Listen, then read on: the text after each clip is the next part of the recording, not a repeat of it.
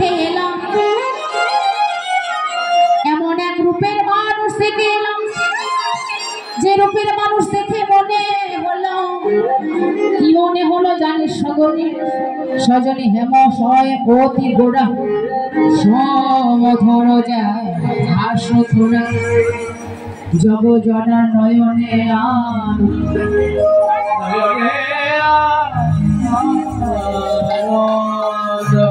দেখেছি হেমশয় অতি গোড়া।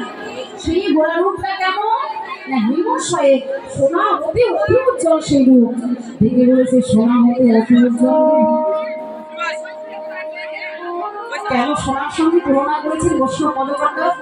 বাবা, সোনাকে আমরা সবাই ভালোবাসি, সোনার মূল্য আছে, সোনার অনেক দাম আছে, আবার সোনাকে সবাই পেতে চায়, সোনার অলংকার পরলে সবার একটু ভালো লাগে, মানে কেউ কিন্তু ওই হাত ছাড়া করতে চায় না। এটার সঙ্গে এই জন্য যে সব থেকে সবাই যেটা বেশি ভালোবাসে সেটার সঙ্গে তুলনা করলে কিন্তু মানে দেখুন তফাৎটা।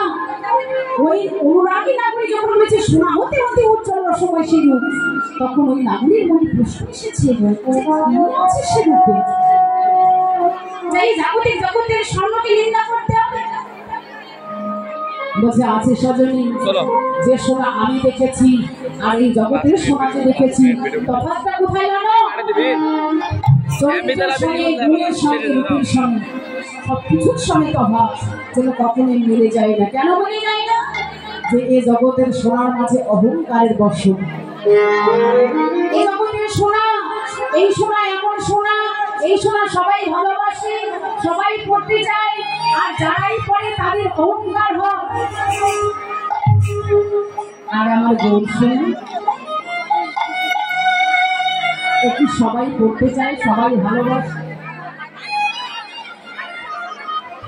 আপনারা কথা বলছেন কেন? এই গৌর সোনাকে যদি সবাই ভালো করে সোনা যদি হয় তাহলে ওটাকে আঁকড়ে ধরি, আমি নিজের করে নিতে চেষ্টা করি। কিন্তু গৌর সোনাকে আমরা কজন চিনতে পারি, কজন দেখতে পারি? এই সোনাকে দেখতে পারি, চিনতে পারি, কারণ বাবা আমরা যে দুটি নয়ন পেয়েছি না, এই নয়ন দুটি হচ্ছে কামনা বাসনা নয়ন, তাই চিনতে আমাদের সময় লাগে। আর গৌর সোনাকে চিনতে সময় লাগে কেন জানো? আমরা যে নয়ন পেয়েছি এটা কামনা বাসনা নয়, দিব্য নয়ন। গৌর গোবিন্দকে দেখতে হলে, তাকে চিনতে হলে তো দিব্য দৃষ্টি চাই, তাহলে অর্জুন এখানে খুব কাছে থেকে চিনতে পারত, এত কাছে থেকে খুব তাড়াতাড়ি চিনতে পারত না। অর্জুন চিনতে পেরেছিল বাবা, একটু সর্বদাই এরকম ভাবে একটু অপরকে ছাড়া কিছু বুঝতো না, সবাই একসাথে চলাফেরা সর্বদাই একসাথে থাকতো, ভগবানকে চিনতে পারল। এত কাছে থেকে ভগবানকে না চেনার একটাই কারণ, যে নয়ন পেয়েছিল সেই নয়ন গোবিন্দকে চেনা হয়।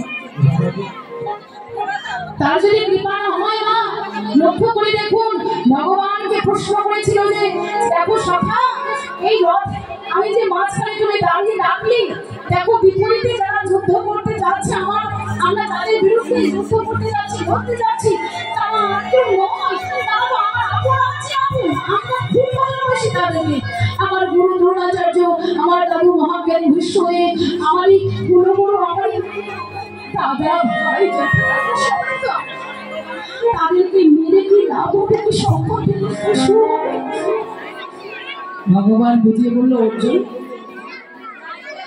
তুমি করছো, তুমি ধরতে পারো, তুমি ধরতে পারো, তাকে মারবে, তাকে রাখবে, তোমার কিছু না, এটা আমার উপর ছেড়ে দাও।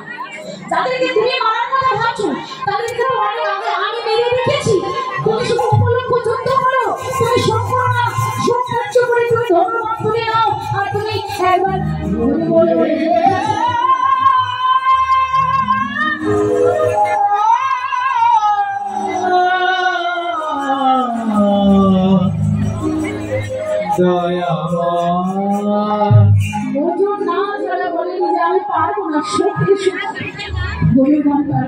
যখন বসেছি তখন ভগবান বলেছে এত করে বোঝাচ্ছি, অনেক বুঝিয়ে দিল কিন্তু বুঝলো না। কিন্তু কি হলো, অর্জুনকে বোঝাতে গিয়ে ভগবানকে দিব্য দৃষ্টি ধারণ করতে ওই দিব্য দৃষ্টি প্রাপ্ত হয়ে অর্জুন তখন ভগবানের সেই দৃশ্য। তাই বলছে অনুরাগী নাগরী সজনে এ জগতের গৌর